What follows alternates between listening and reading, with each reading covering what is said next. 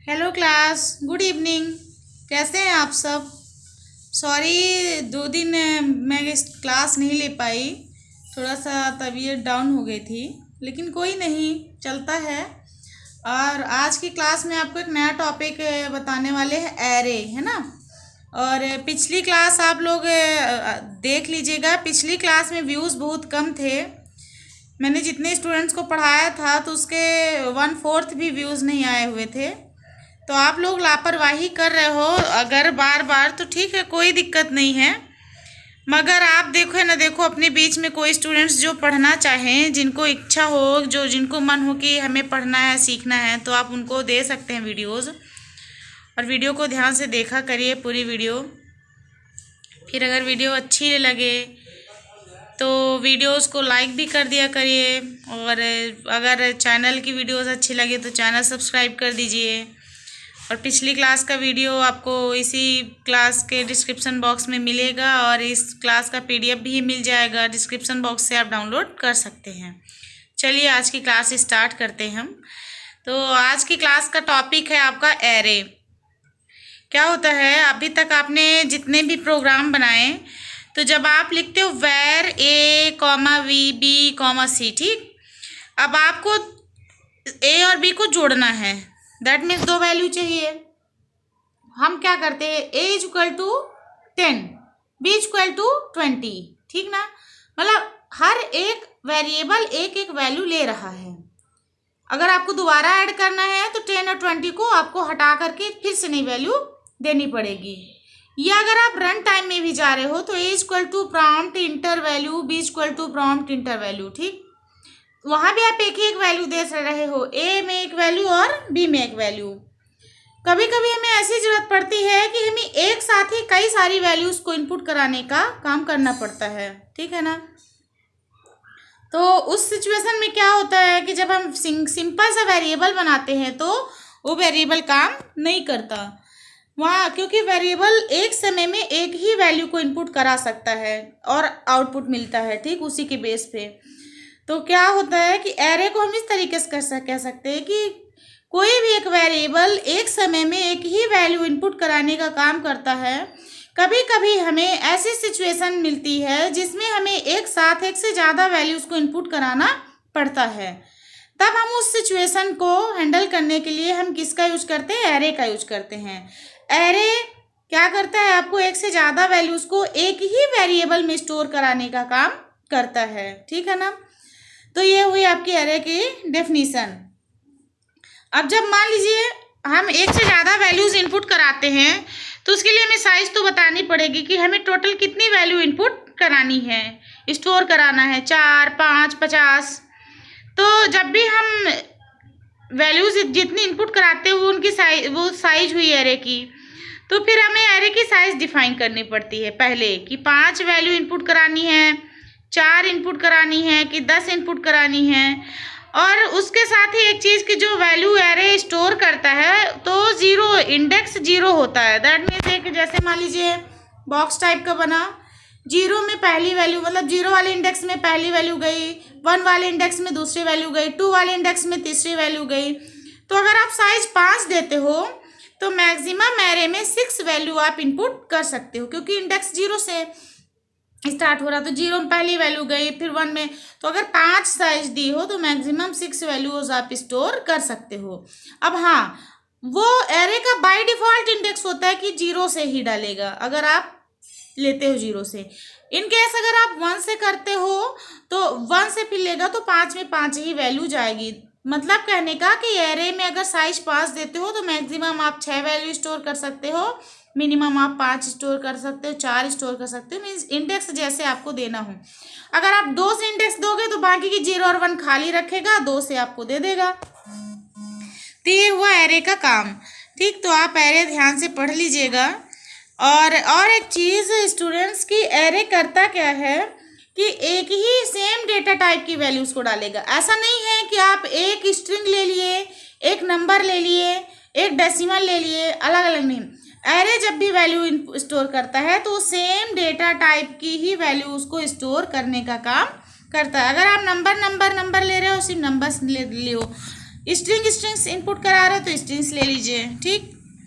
Declaring array, अब एक और चीज़ स्टूडेंट्स, आप लोगों से हम सॉरी कहना चाहेंगे इसलिए क्योंकि हमने जो ये आपका डिक्लेयरिंग एरे, ये जो array name equal to new array, array length है, एक्चुअली में सही चीज़ यही है, लेकिन जावा स्क्रिप्ट में जब हम प्रोग्राम बना रहे थे तो इस तरीके से जब हम यूज कर रहे थे प्रोग्राम को, वो प्रोग्राम चल नहीं पा रहे थे।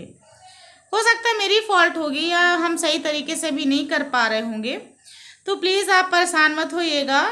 जैसे मैंने स्विच को भी चलाया तो स्विच भी प्रॉब्लम दे रहा है मोबाइल में, मैं ये नहीं कहती कंप्यूटर में, बट मोबाइल में जो आपको दे रहा है नोटपैड या नोटपैड प्लस, उनमें जो प्रोग्राम हम बना रहे हैं तो कहीं ना कहीं उसमें प्रॉब्लम्स जा रही है, तो उसको आप कोऑपरेट करिएगा। कंप्यूटर में यही चीज़ें चल रही हैं बट मोबाइल में वो चीज़ थोड़ा सा प्रॉब्लम दे रही है, तो थोड़ा सा देखते हैं कि उसमें और क्या कर सकते हैं और कितनी तरह से सुधार कर सकते हैं। अदरवाइज़ आपको प्रोग्राम तो हम सारे दे रहे हैं एग्ज़ाम के हिसाब से, हर चीज़ आपको समझा भी रहे हैं।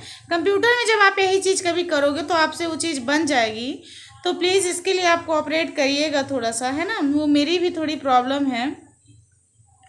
तो ये आपका ये डिक्लेयरिंग एरे आप लिखिएगा एग्ज़ाम में, फिर आप डिक्लेयरिंग एरे के बाद ये पूरा और आपको एग्जाम्पल करना पड़ेगा। तो ये देखिए मैंने एग्जाम्पल में, अब देखिए जैसे यहाँ पे वैर एरे लिया और सब स्क्रिप्ट के अंदर मैंने 3 वैल्यूज़ दे दी, ठीक। बट यहाँ पे आपको डिक्लेयरिंग एरे में किस तरीके से बताया गया है, एरे नेम न्यू एरे, ठीक है ना, है यही सही, बट हम जब चलाने लगे इस तरीके से तो थोड़ा सा प्रॉब्लम दिया, आउटपुट नहीं दे रहा था। कोशिश अभी जारी है, ऐसा नहीं कि आपको भी इस सब उसको छोड़ देंगे, और जिस दिन भी ये जो बचे हुए हैं उसको इकट्ठा ही हम एक वीडियो बना करके दे देंगे आपको प्रोग्राम, जैसे स्विच हो गया, कंटिन्यू हो गया, ये सैरे का हो गया, 1 ही 2 दिन में। तब तक आप पढ़ते रहिए और अगले टॉपिक भी कवर करते रहिए, बाकी प्रोग्राम है तो हम प्रोग्राम दे देंगे, है ना। और जब प्रोग्राम देंगे और जिस वीडियो में देंगे उस वीडियो का लिंक इसको मैं जब ये वीडियो अपनी अपलोड कर चुकी होंगी, इस वीडियो को फिर से एडिट करने के बाद उस वीडियो का लिंक इसमें हम ज़रूर डाल देंगे, तो आप देख लीजिएगा फिर जाके उस वाली वीडियो को, ठीक है ना। तो ये आप यहाँ पे प्रोग्राम देख लीजिए। अभी सबसे बड़ा वाला कोष्टक इसलिए लगा है क्योंकि एरे का साइज हमेशा इसी के अंदर हम डिफाइन करते हैं। तो ये 3 स्ट्रिंग हमने दी है, तीनों वैल्यूज़ दी। अब आई, क्योंकि देखिए 3 वैल्यू दी है तो 3 वैल्यू को हमको आउटपुट भी दिखाना है, तो ऐसे डायरेक्ट आउटपुट नहीं मिलेगा, इसलिए हमें लूप लगाना पड़ेगा। लूप हमने लगाया 0 से, देखिए इंडेक्स 0 से स्टार्ट किया, तो 0 I is less than equal to 3। अगर हम आई इज इक्वल टू और लेस देन 3 करते तो वहाँ पे 4 जाता इंडेक्स, 0 1 2 3। हमने 3 ही वैल्यू दी तो एक इंडेक्स हमारा खाली चला जाता, इसलिए हमने लेस देन बस दिया।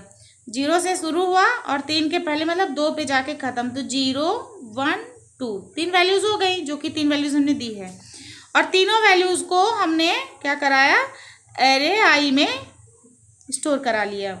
यहाँ पे वहाँ पे 3 वैल्यूज़ दी है और यहाँ पे हमने आई क्यों पास किया है, क्योंकि आई के थ्रू ही आई में इंडेक्स दिए गए हैं और इंडेक्स में वैल्यूज़ जाएंगी, फिर हम इंडेक्स को यहाँ पे दे देंगे, तो इंडेक्स के थ्रू हमारी वैल्यू हमको आउटपुट में मिल जाएगी। बी आर टैग इसलिए क्यों किया है, क्योंकि लाइन को ब्रेक कर दे। तो ये आपका प्रोग्राम हो गया, ये आपका आउटपुट आ गया, ठीक।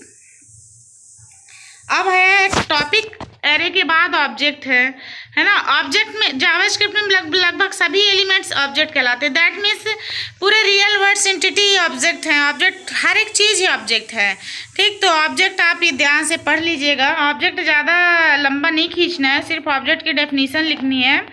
जैसे डॉक्यूमेंट डॉट राइट में डॉक्यूमेंट आपका ऑब्जेक्ट हो जाएगा और राइट उसकी मेथड जिसका यूज हम ऑब्जेक्ट के लिए कर रहे हैं, ठीक। तो बस इतना ही आप लिखिएगा ऑब्जेक्ट के बारे में।